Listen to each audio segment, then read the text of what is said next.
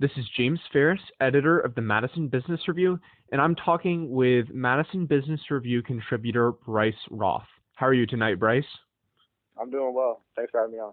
Absolutely. I'm glad to hear that and glad to have you on as always.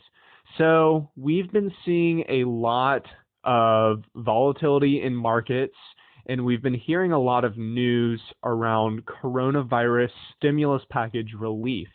And earlier this week, Democrats who control the House of Representatives passed a $3 trillion bill, but there's some speculation as to whether or not Republicans will pass it. So, Bryce, my first question for you is, what do you think needs to happen for this bill to pass in the Senate? What do you think the chances are of that? And do you know what the timeline would be?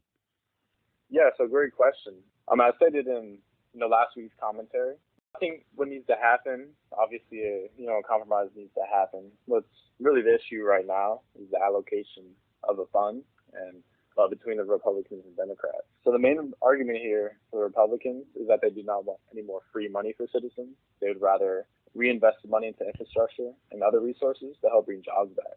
Mm-hmm. And so that's one main thing that Republicans are trying to stress here. And that makes a lot of sense, and we know there are a lot of partisan differences, whereas Democrats have been advocating for more frequent direct stimulus checks to Americans. So what chance do you think the bill stands at passing the Senate? And then as far as the timeline for that, do you expect that to come to pass in the next couple weeks? Yeah, so as far as the chance of this current bill passing the Senate, I think Republicans have made it clear that this bill has no chance of advancing the way it is in its current form. So as far as, the timeline goes, it could take a few weeks just to come up with a good compromise between both sides. But we'll see. Sure, that makes a lot of sense. And then we heard a lot from the Federal Reserve this week, and Chairman Jerome Powell has spoken about social distancing. And he said earlier this week, to kick off the week actually on Sunday on 60 Minutes, he spoke about social distancing and how that's been working. What would you say were the main takeaways from that? And is social distancing working? Yes, I believe, from his point of view, he said that social distancing has been positively affecting the economy and it has been working. And a direct quote from him is that we need to try to do what we can not to have another outbreak.